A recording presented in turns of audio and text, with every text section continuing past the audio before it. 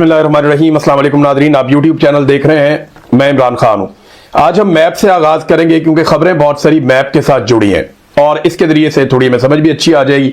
फिर बाकी चीजें जो हैं वो जाके हम अपने रेगुलर वीलॉग में डिस्कस करेंगे क्योंकि बहुत सारी खबरें हैं। सबसे पहले तो यह है कि अरब ममालिक से अब कुछ नरम खबरें आना शुरू हो गई हैं। डोनाल्ड ट्रंप इतना टाइम क्यों गेन कर रहा है? यानी पहले डोनाल्ड ट्रंप ने 2 दिन का टाइम दिया कि 2 दिन के अंदर अंदर मैं हमला कर दूंगा और सब कुछ तबाह कर दूंगा। तबाही तो उसके बावजूद जारी रही है। डोनाल्ड ट्रंप भी अटैक कर रहे हैं और इसराइल भी अटैक कर रहा है, तो इसराइल का और अमेरिका का हमला तो रुक नहीं रहा। लेकिन डोनाल्ड ट्रंप ने फिर 2 दिन मुकम्मल होने से पहले 5 दिन की डेडलाइन दी, फिर 5 दिन मुकम्मल होने से पहले 10 दिन की डेडलाइन दी। ईरान की जानिब से किसी किस्म का ऐसा जवाब अभी तक नहीं मिला जिससे यह उम्मीद की जाए कि कोई जंगबंदी हो जाएगी। तो यह हो क्या रहा है? देखिए, इस वक्त डोनाल्ड ट्रंप का जंग से निकलना डोनाल्ड ट्रंप के लिए बहुत बड़ी मुसीबत बन जाएगा। जो अमेरिका में आज के दिन में हुआ है 28 तारीख को, क्योंकि पाकिस्तान में वक्त जो है वो पहले चलता है, अमेरिका में बाद में आता है। तो पाकिस्तान में आपके पास 29 तारीख होती है, तो अमेरिका में 28 तारीख ही चल रही होती है। और जो कुछ 28 तारीख को अमेरिका में डोनाल्ड ट्रंप के साथ हुआ वो मैं आपको भी थोड़ी देर बाद बताऊंगा, क्योंकि वहां रिकॉर्ड लग रहे हैं, नए से नए रिकॉर्ड लग रहे हैं। और डोनाल्ड ट्रंप अमेरिका का वो वाहिद सदर बन गया है जो अपनी मुद्दत के दूसरे ही साल में इस कदर गिरावट का शिकार हो गया कि माजी में ऐसी कोई मिसाल मिलती नहीं है। अब मामला यह है कि अरबों को एक बात तो समझ आना शुरू हो गई है, उनके स्टेटमेंट भी आना शुरू हो गए हैं। और इसके पीछे एक रीजन जो है वो तुर्की, मिस्र और पाकिस्तान भी है। पाकिस्तान इस लड़ाई का हिस्सा बनना नहीं चाहता। पाकिस्तान की मिलिट्री एस्टेब्लिशमेंट ने कोशिश की थी, बुला के मौलवियों को डराया भी था और इधर उधर बातचीत भी ऐसी की थी, को बंदे शंदे भी मार दिए थे और इस तरह के स्टेटमेंट सियासतदानों से दिलवाए भी थे। लेकिन यह मौकिफ अवाम में बिल्कुल पजीराई हासिल करने में नाकाम रहा। उन्हें इस बात का आइडिया हो गया है कि अगर हम सऊदी अरब के लिए ईरान से लड़े या अमेरिका और इसराइल के साथ मिलकर ईरान के साथ लड़े तो पाकिस्तान के अंदर हमारी मंजी ठुक जाएगी। लिहाजा ये भी अब पीछे हट रहे हैं और परेशान है कि अपने दिफाई मुआहदा तो कर लिया, अब जनाब मामला संभाले कैसे। तो ये सारे मिलकर सऊदी अरब को हाथ नहीं पकड़ा रहे और सऊदी अरब और अरब ममालिक अमेरिका को हाथ नहीं पकड़ा रहे।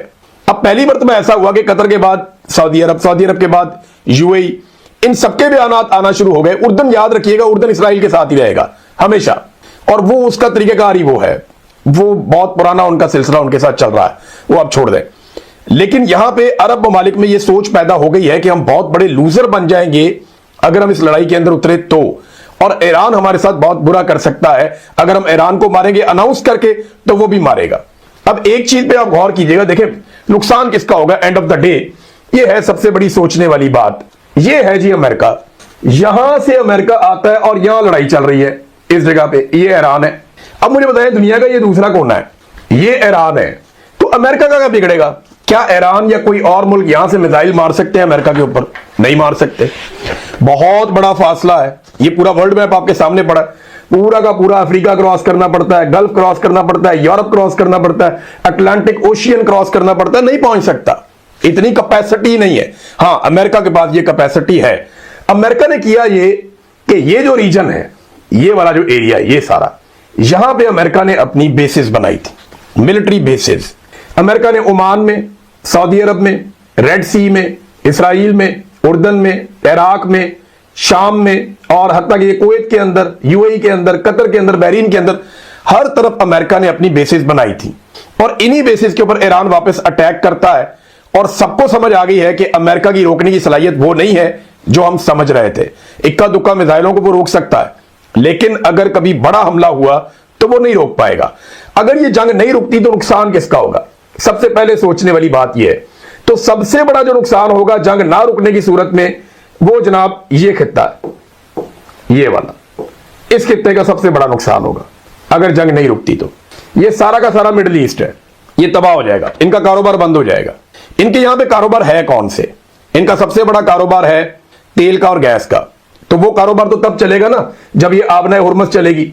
जब ये आबनाए हुर्मुज़ ही नहीं चल रही, यहां से तेल की सप्लाई बंद है, यहां तेल आ नहीं पा रहा, इसमें से तेल निकल नहीं पा रहा, ये आगे यूरोप अगर इंतजार कर रहा है तो तेल वहां भी नहीं जा रहा। तेल जो है ये यहां से इंडिया भी नहीं जा रहा, यहां पाकिस्तान भी नहीं पहुंचेगा। ये आगे जापान है, थाईलैंड है, ये जापान है, ये चाइना है, ये म्यांमार है। अगर इन सबको तेल नहीं मिलता और यहां यूरोप में भी नहीं जाता तो सबसे बड़ा नुकसान तो इनका है, क्योंकि ये तेल के सबसे बड़े सप्लायर हैं। तो नंबर 1 नुकसान तो हो जाएगा इनका। नंबर 2 सबसे बड़ा नुकसान किसका होगा और उनके नुकसान की भरपाई भी नहीं होगी, वो मैं आपको बताता हूं। नंबर 2 पे जिन ममालिक का सबसे ज्यादा नुकसान होगा वो है जनाब ये यूरोपीय ममालिक। इनका नुकसान सबसे बड़ा क्यों होगा? इन्होंने बेहतरीन इंडस्ट्री लगाई हुई है अपने मुल्कों में। ये करते ये थे कि दुनिया भर से तेल और एनर्जी और गैस ये ले जाते हैं अपने मुल्कों में। ये यूरोपीय ममालिक, यूरोपीय यूनियन इनकी एक बनी हुई है। इन्होंने फैसला किया है एक पे हमला सब पे हमला, तो ये मिलजुल कर रहते हैं। आप एक वीजा लेते हैं, शेंजन वीजा उसे कहते हैं, आप पूरे यूरोप में ट्रेवल करते हैं, कोई आपको नहीं रोकता। मैंने अभी वीजा लिया तो मेरे पास एक वीजा है, मैंने नीदरलैंड का वीजा लिया, मैं चाहूं तो ये पूरे यूरोप में घूम सकता हूं। इन्होंने आपस में इकट्ठ किया हुआ है। तो ये इंडस्ट्री सारी यहां पे लगी हुई है। रॉ मटेरियल ये उठाते थे पहले अफ्रीका से, अभी भी लेते हैं वहां से, अब उस तरह नहीं है जिस तरह माजी में था। और ये ऑयल एंड गैस, ये 3 बड़ी जगह है जहां से ये हासिल करते हैं। एक ये ऑयल एंड गैस हासिल करते हैं यहां ऊपर से, या इनको कुछ यहां पे जखायर हैं, कुछ वहां से इनको मिल जाते हैं। एक बड़ा जरिया इनका रशिया था, रशिया से इनको बहुत बड़े पैमाने पर जो है वो ऑयल एंड गैस मिल सकती है, क्योंकि रूस के पास तेल भी है और गैस के भी बहुत बड़े बड़े जखायर है। और रूस के जरिए से ये आएगा, अगर कुछ इनके पास पहुंचेगा सेंट्रल एशिया से। तो तीसरा इनके पास जो सबसे बड़ा जरिया था वो ये है, ये यहां से गुजरा, ये आपने हुर्मुज़ से होता हुआ बाब मंदब से गुजरा, नहर स्वेज से होके मेडिटेरेनियन सी से जाके यहां पे यूरोप को मिल जाता है ऑयल और गैस।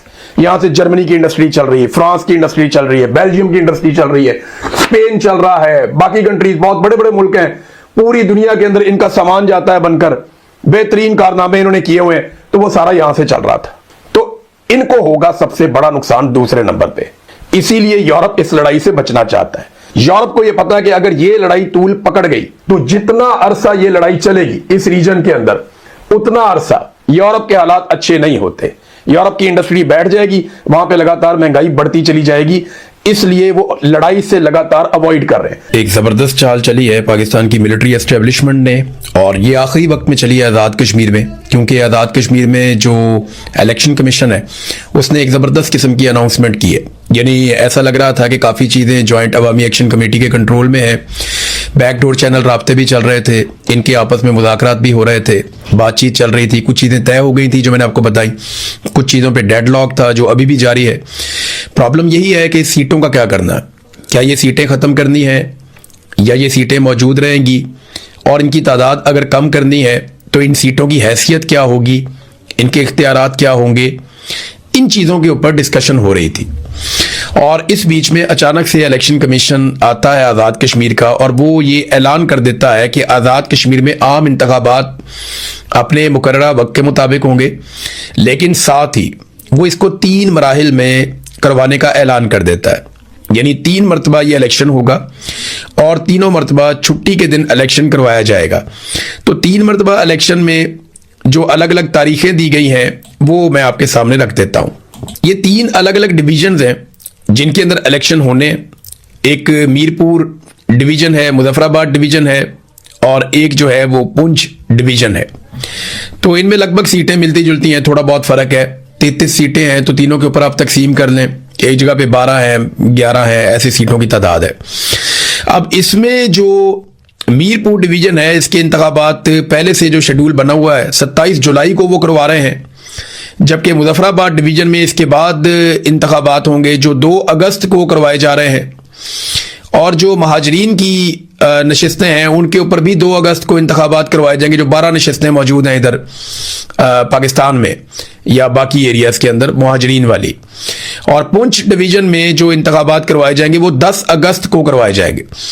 यानी 27 तारीख को शुरू होने वाले इंतखाबात 10 अगस्त को ख़त्म होंगे। जुलाई की 27 को शुरू हो जाएंगे, 10 अगस्त को ख़त्म हो जाएंगे।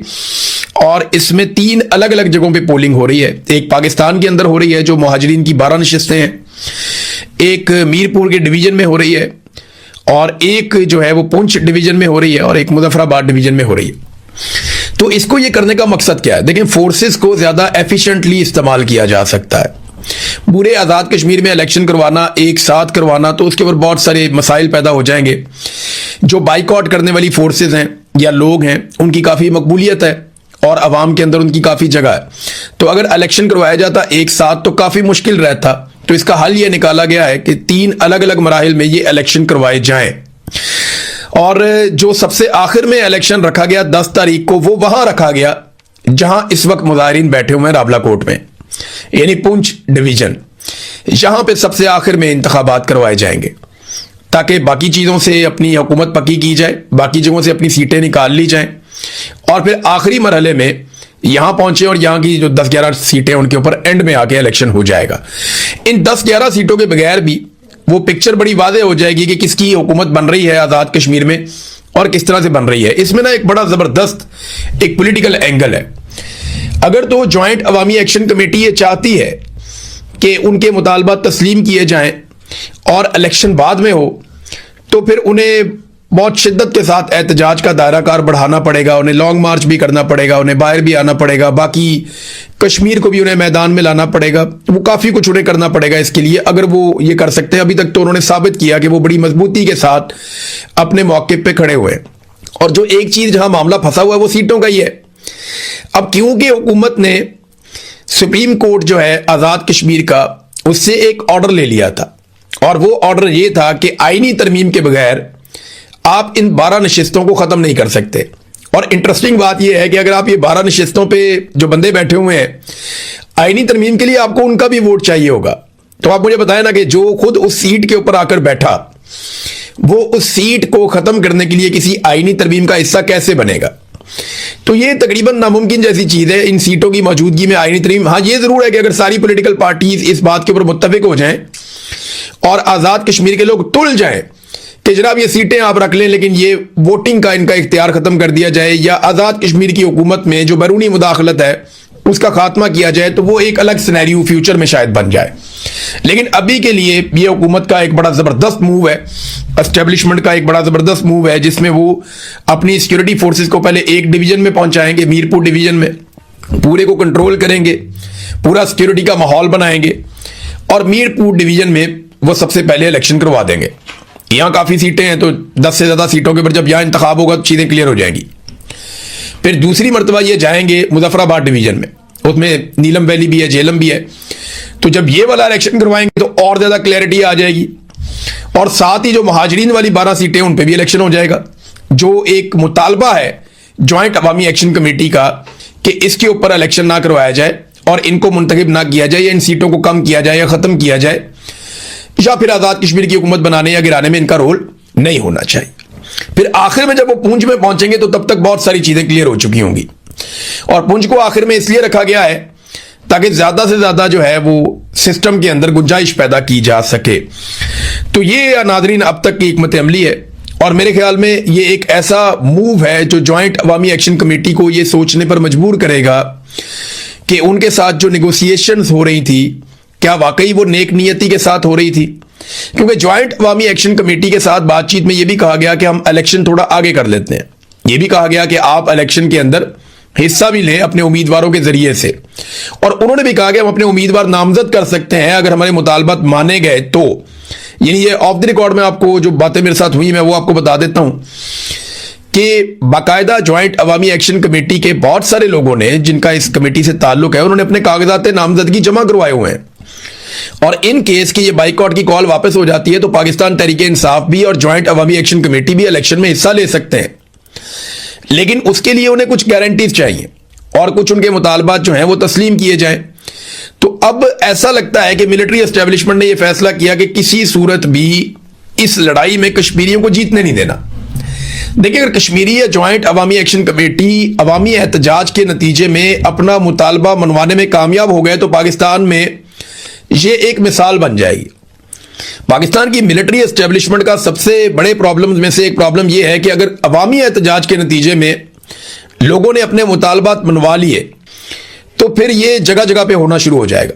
फिर कल को उठेंगे पाकिस्तान तहरीक इंसाफ वाले, वो खैबर पख्तूनख्वा को बंद कर देंगे और वो कहेंगे जी जैसे आज़ाद कश्मीर के अंदर एक लंबे लॉकडाउन के बाद वहां पे कामयाबी मिली आज़ाद कश्मीर के लोगों को, तो हम भी अपने मुतालबात में कामयाबी हासिल कर लेंगे। फिर कोई और सुबह भी ये करेगा। तो एस्टेब्लिशमेंट को ये सूट नहीं करता। एस्टेब्लिशमेंट की कोशिश है कि कुछ भी करके अवामी एहतजाज के नतीजे में कोई तब्दीली ना आए ताकि अवामी एहतजाज का रास्ता खुलने से पहले ही बंद हो जाए। बहरहाल एक जबरदस्त चाल उन्होंने चली है, देखते हैं इसका नतीजा क्या निकलता है। नाजरीन, इमरान खान की बहनें वो एक मरतबा फिर गई अडियाला जेल के बाहर और उनकी फिर मुलाकात नहीं करवाएगी इमरान खान साहब से।